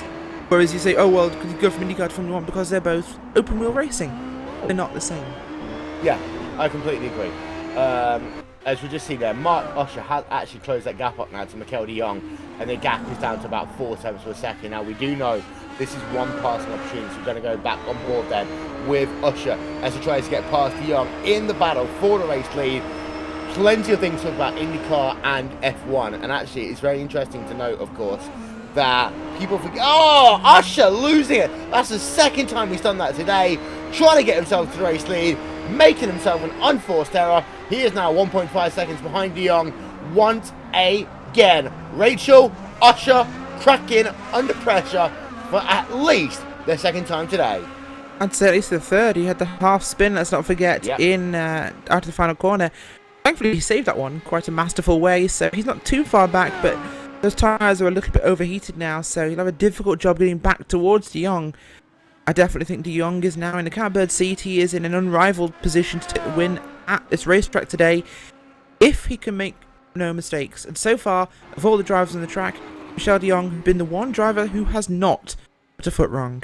Oh yeah, indeed. And the Mad Cape Racing driver of Mikel de Jong is one who we'd love to see more of here on RaceSpotTV. Christian Manson making himself a pit stop out and away then in the Gecko Systems car. Today's broadcast is brought to you by Gecko Systems, the official sponsor of Vortex Sim Racing and also the official sponsor of the Classic IndyCar Series. Today you can see then the car of Manson just allowing a couple of people to go past.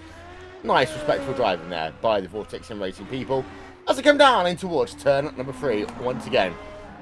Tyres. Final point on this, Rachel. People forget that Firestone are not in the same position as Pirelli. Pirelli are told to push the envelope. Firestone aren't. Firestone, even the Firestone Reds are what we'd call the ultra hard tyres in F1. That's worth 3 seconds a lap. Yeah, and as you said, Firestone and Pirelli have different mandates. And I think the mandate that Firestone have and what they produce for IndyCar is a great tyre. We don't see, despite average higher speeds in Formula 1, we do not see the delamination, we do not see the fall off in the tyres. I think that the way it's built and the way it operates is a lot better. And just the operation in the races is a great leveler, and they are a very good tyre for competition. But at the same time, I like the fact they're also designed differently because they aren't designed to be brought up to temperature before being put on the car. They go on the car cold. But it's a very different compound. It has to be a different compound because they aren't preheated tyres.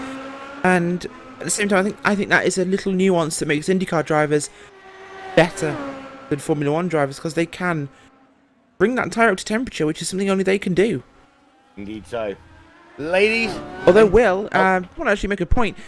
A bit of rubber laid down by Michel de Jong there, coming through the second chicane, getting his car a little bit tight there, and to scrub that right rear tyre. Mark Usher is back all over the back of de Jong. Yeah, 0.6 of a second. Another pit stop for Christian Manson. This is an interesting one. He's right at the rear of the field now. 10 drivers remaining in this race. Sky Willis and Andres Warner are classified as out of the event. But, oh, change for the race lead. De Jong versus Usher. De Jong is on pit road. No, it's Usher on pit road as far as I can see. 20 minutes to go. Usher is on pit road. So here we are then. Here is Usher to make his final pit stop of the day. Ladies and gentlemen, guess what? I am going back to radio. So yeah, check it out. October 8th. More information coming soon.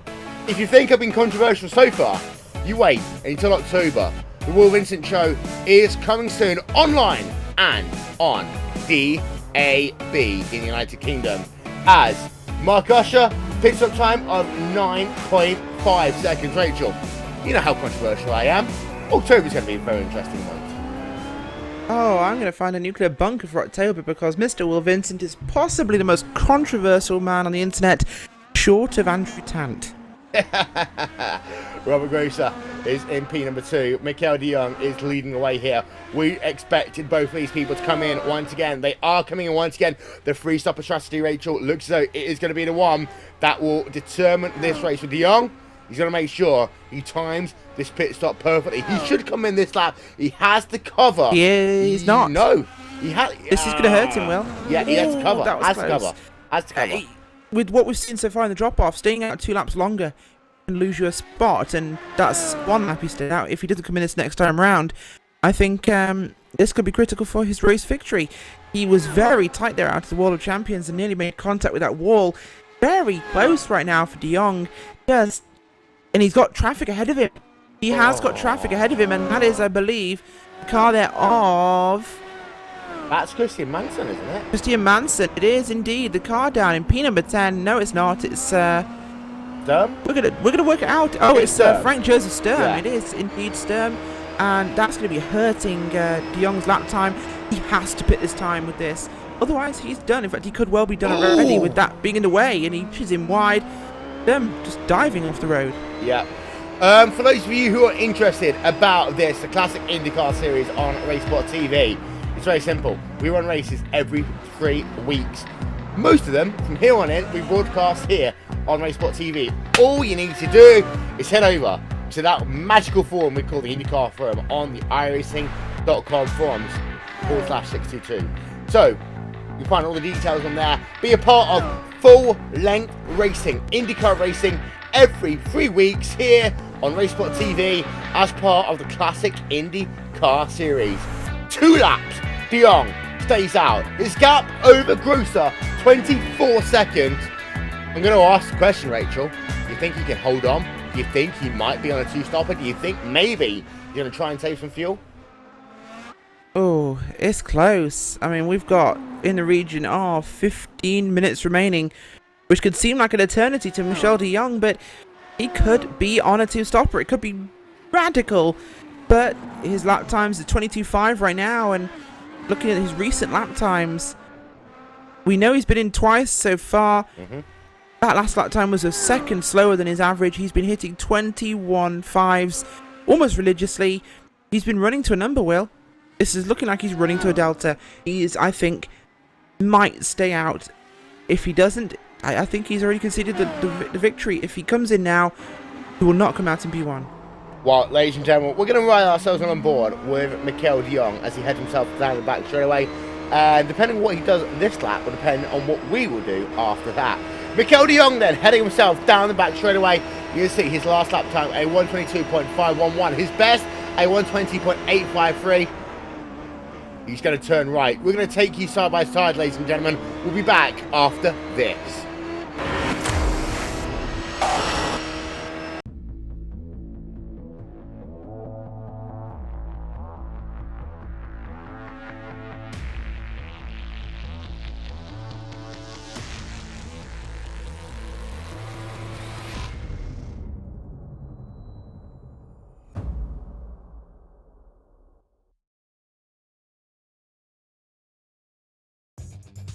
Simulated racing can be awesome, but it can also be kind of a free-for-all. Interestingly, auto racing faced the same problem in its earlier days. Whether it was on the back roads, the beaches, or the city streets, the racing was fun. But there was always a certain level of chaos and danger, until some folks came along and put some order to all of this. Stuff like official racetracks, regulations about weight and equipment, and enforcement of standards. That's what gave us high-speed excitement, fast-paced action, and photo finishes. That's when racing became racing. The guys over at iRacing.com have made the same transformation in the world of sim racing. Sure, they've got the most accurate tracks and realistic cars out there, but that's just the start. See, iRacing analyzes the performance and results of each driver in every race, so you can be sure you're always placed in races where the competition will be tight, and that those reckless drivers who ruin it for us all are kept in the pits. Not to mention that with over 45,000 active members already in their vast community, you can find races day and night, so you can always get in on the action. You can even join a league of your favorite series. And since updates are always automatic, you don't have to worry about software and can focus on the track. Zip up your fire suit and check out iRacing.com.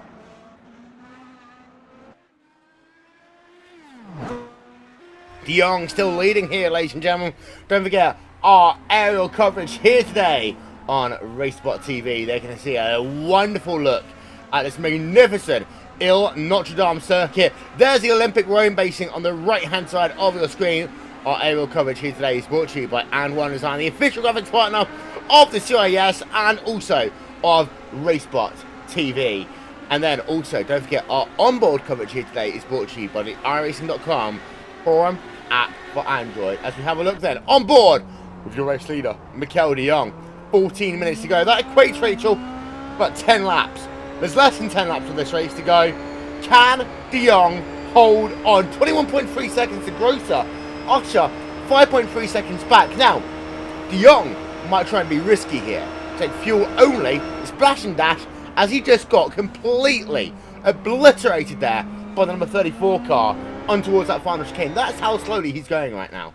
Oh, he's going incredibly slowly, Will. He's nearly 2 seconds off the pace right now, 3 almost. He's saving so much fuel, but he has a 22-second lead. He can almost afford to.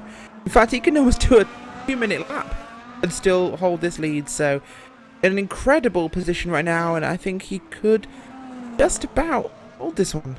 But 25 seconds is a pit stop. Because this pit road, it's fast in, fast out. Why, with a 20-second gap, did he not just come on towards pit road, fresh tyres, splash and dash, gang ho, final couple of laps? Why? Who knows, but I think he's made his bed now, and I don't think he wants to lie in it because that gap is shrinking so rapidly. He's beyond a position now where he can pit and hold the lead. But, you know what, Rachel? Last time by, 126.4. That was 5 seconds off the pace. I mean, that, he's going to lose the race lead if he does that ever again. Look at, I mean, we'll just highlight that for you on the screen.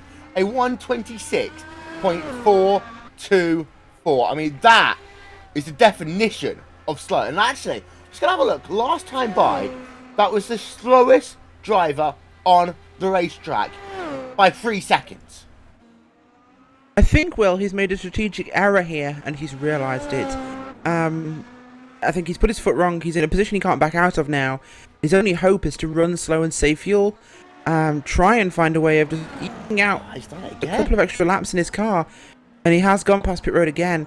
I think his only prayer here is to actually... He's 27! My Yeah. God! This That- is just disintegrating for him. That was 2 seconds slower than anyone else. And Christian Manson's on pit road. If you exclude Christian Manson, 5 seconds slower than anyone else on the racetrack. 6 seconds slower than Robert Grosser. There is Grosser. Grosser is hunting down De Jong at a rate of 5 seconds a lap. We have got ourselves at least 6 laps to go. This race is over for De Jong. Worst strategy call of the season so far, period. This is definitely a mistake on the part of Michel de Jong. It could be an insightful mistake if he manages to make it to the end with the race lead, but with 12 seconds remaining and nearly 5-6 seconds a lap difference, he'll be done in 2 laps. Yeah. Unless he wants to pick up the pace, unless there's a period of saving he's making now to just eke it forwards. But if he lets Grosser get within striking distance, Grosser is on fresher tyres. Grosser will have him if he's within 3 or 4 seconds, so he has to start picking up the pace now, or he's done. Gap came down a second on that back straightaway. Listen to that engine note. That is proper fuel-saving engine note. That's 2 seconds lost in the space of 4 corners there from Mikel de Jong in that GTR simulator car. De Jong is not going to win this motor race with that speed at all. 10 minutes, 30 seconds to go. And the situation, we need to remember as well, Rachel, this IR05 car is different to the DW12. There's one way of saving fuel, and that's through your right foot. There's no fuel knobs. There's no other way you can change or adjust the fuel setting in your car at all. Now, of course, in the 12 you can select fuel modes, and we know driver very famously won the Mid-Ohio race with the pit's safety car fuel mode engaged. So it can be done, but Michel de Jong right now, he's saving way too much. I think he's realised that. He's starting to pick up the pace a little bit here, but this car it's not going to get to the end. I think he must be in a very drastic position to have to go this aggressive on his saving, and with other drivers not having to save at all, this is suicidal. Yep. To give you an update, I'm just going to explain this. 15 seconds in 3 laps. This is why we said, Rachel, when is De Jong coming on towards pit road? If he came onto pit road at the time that we suggested, even a splash and dash would have put him in the race lead. He didn't have to take tyres, but he would have had to have made sure that he had at least topped up with fuel. Last time by, 124.4 for De Jong. That's his fastest lap in the last 4 laps, but still 3 seconds slower than Grosser. At this rate, I don't think he's in any position to save this race. 2 laps. That's what it's going to be. 2 laps and Grosser will be passed. I think it'll be worse than that, Will. I think he'll be in 3rd position or worse. In fact, I think he's looking at 3rd position with the way this is going. I don't see any reason why Grosser and Usher can't get past him, unless he's just letting that gap go away and can start putting in fast laps again. I don't know what he's going to do, but De Jong is throwing this race. He made a bad call. I think he thought he could make it without being more aggressive on his saving, and it's gone wrong, so tragic end for him. Gap is down to 4.5 seconds. I'm interested to see what the lap time will be the next time they come past the stripe.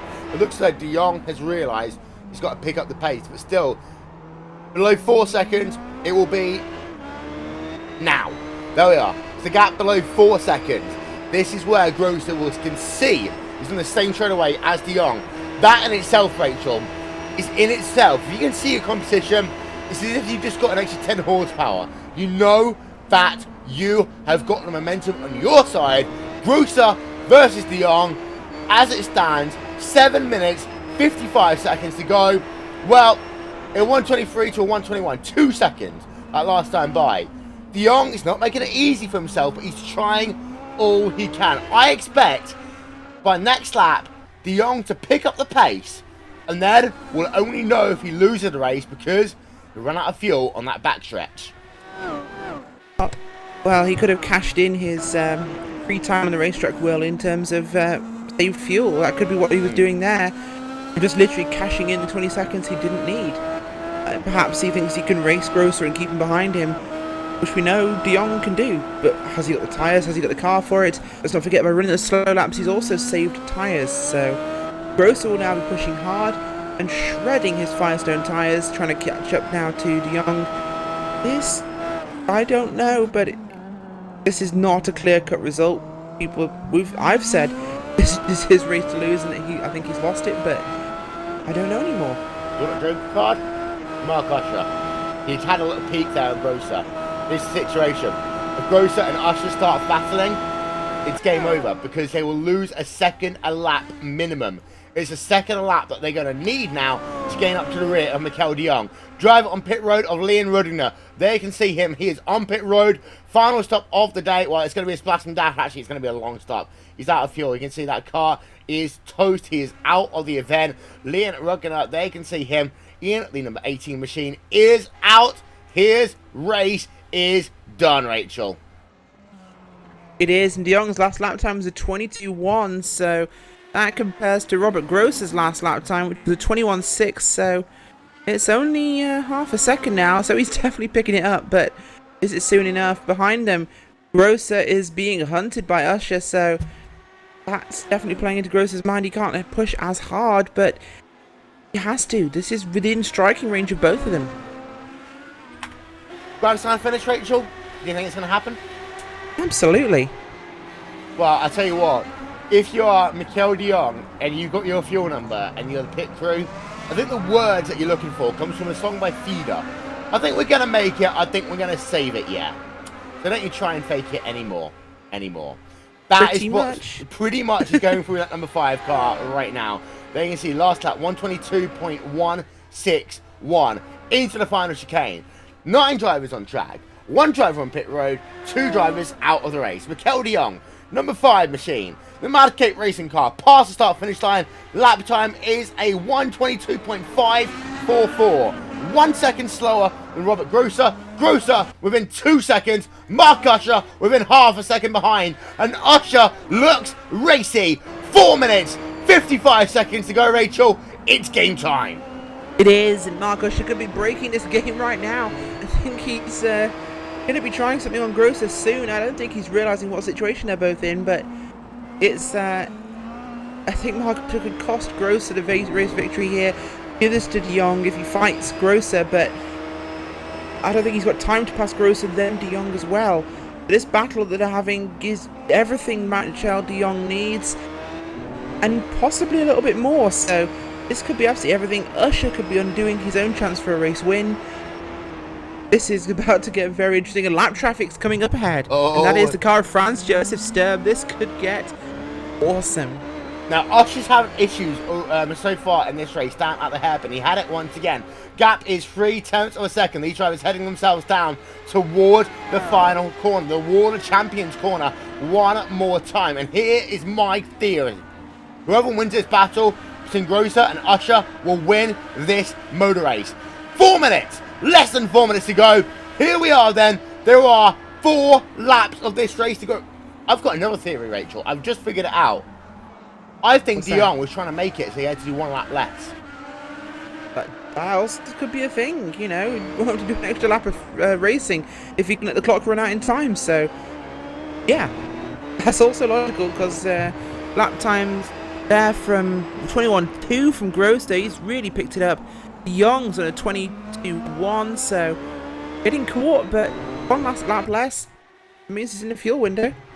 Now, if you're de Jong, you have to change your game at this point. What you got to do is make sure that you use your fuel on the straightaways. You save your fuel in the center of the corner, but you make sure that you are always the first one to accelerate out of the corner. Grosser versus Usher is still literally nose to tail. De Jong versus Grosser. Underneath 1 second. Usher, that's the best run he's had out of the hairpin in quite some time. On board of him, 0.2 of a second, closing as they come down in towards the chicane, but I don't think Usher is close enough just yet. As it stands, 2 laps to go this time by. I think de Jong has aced this one because he only has 2 laps to go. And this is what I meant, Rachel. If he was 20 seconds ahead, he would have to do another lap. That lap would have been the difference between him winning and losing. If De Jong wins this race, that is the reason why. Well, Will, they often say sometimes the best strategies that are often called brilliant, if they go wrong, they're called disastrous. Because it's the same thing. You take a big risk, you get a reward. You fail at 100% of opportunities you don't take. This could be De Jong with a brilliant, insightful strategy that could give him this race victory. But if he falters, if he falls, this will be a disaster of strategy. So it's one crime that is being dealt with two solutions. He's either rewarded or he's punished. But it's the same thing. And all that affects that is the position he finishes in right now. At the moment, he's leading this race, and I think he's got Mark Usher to thank for that, fighting Robert Grosser, making him look over his shoulder. Grosser wasn't able to push as perhaps hard as he'd like to. De Jong, his times are just good enough. 21.7 last time by. What will it be this time round? This is critical now, so he's less laps to run. Lap 175 coming to the completion now, and that'll be a 1 minute 21.6. He's still got the time in that car. Michel De Jong pushing hard now. What are we on, Will? 2 laps to go?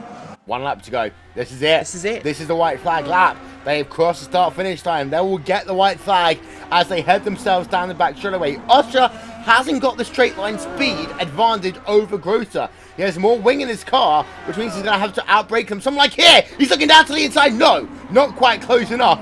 3 drivers separated by 1.5 seconds. Half a lap to go. They're in towards the second chicane. Usher looking urgent. As he does this, De Jong is about to pull off a heist there with the fuel save mode.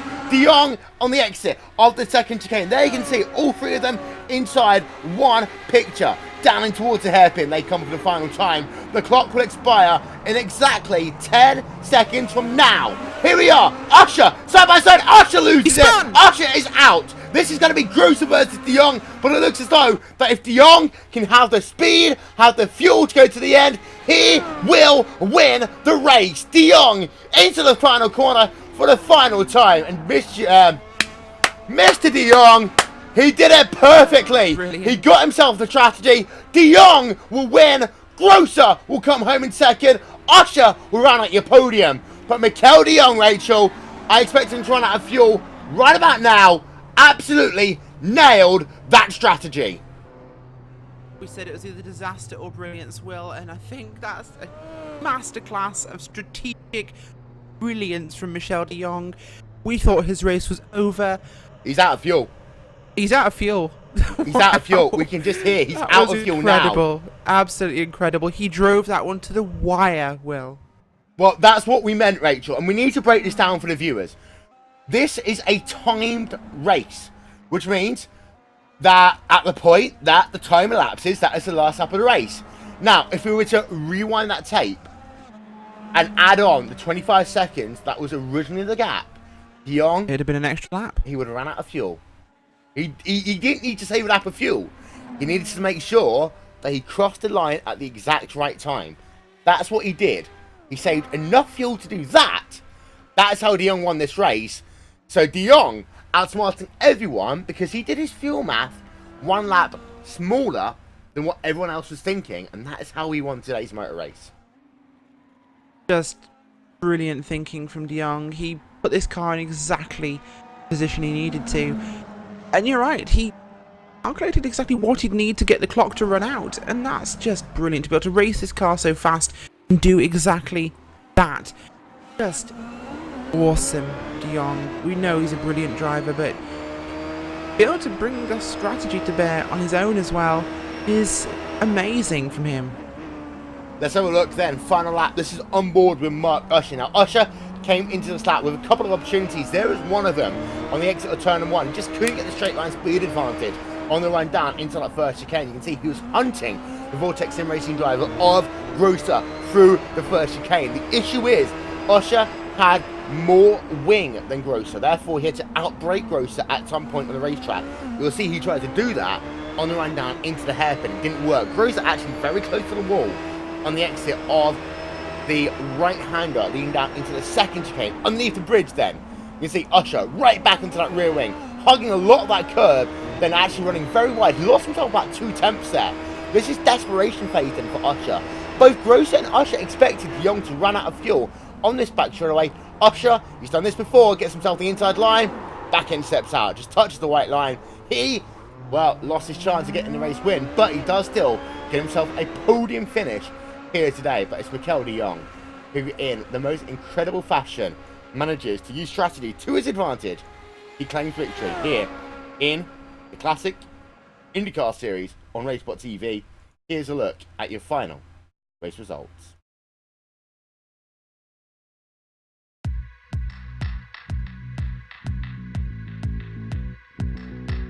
Mikel De Jong, look at that.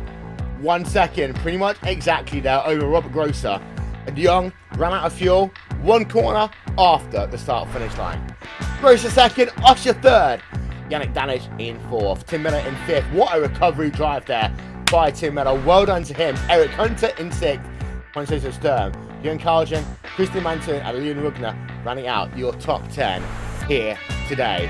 There's been a very, and I mean very interesting afternoon to the racing. Mikel De Jong, welcome to RaceSpotTV Victory Lane. How close were you on fuel? Hey Will, thanks. I was empty. As soon as I crossed the finish line, it started sputtering. Now, we were just talking about on the broadcast that you had 2 things that you had to do there. A, save some fuel. B, like an NFL game, run the clock down so that you could get to the final lap when you need it to be, rather than actually having the final lap being 1 lap too early. How hard was it to do both those things? Save fuel, run the clock down, and also keep people behind you? That was one of the hardest things I've ever done in a race, I think. I just kept looking at the clock and at the relative box. I saw them closing in lap after lap after lap. It was, when I saw that white flag, I was so relieved. How did you have anyone keeping you update on the situation as far as lap count? Because of course, if you had crossed the start-finish line at the gap that you originally had, you would have run out of fuel. Simple as that. So, yep. Did you have people let you know whether it was going to be the white flag lap, and did you know how much you had to kind of time waste in order to get to that position? No, I had to do it alone this time. I was looking at the lap time was about 1:20:21, so I thought if it goes somewhere near that, then iRacing will throw the white flag. So I was looking for that. Well, you do claim victory. You do it by leading a total of 41 laps here today, so you are the dominant driver. You do get the points for the most laps led, but you've got to be satisfied overall because it's been a strategic masterpiece by you, but you did it on track as well. Oh, thanks. Yeah, it's as soon as I realized that Mark Usher pitted quite early, so I thought he was on a 3-stop, and as soon as I realized that, I knew I wasn't going to make it. If I had to make another stop, I wouldn't win it. So the only chance I had was to save fuel, and it worked out for me this time. Well, congratulations, Mikel De Jong. Before we let you go, sponsors, people you want to thank, go. I just want to thank Robert for putting on this league, and to everybody who showed up today. This league deserves more people running it. It's a great car, and Robert does a really great job. I agree. Mikel De Jong, congratulations on your victory. Rachel Whiteford stood by with Mr. Robert Grosser. I am indeed, Will, thank you, and I'm here with Robert. Robert, you came home today on the second step of the podium.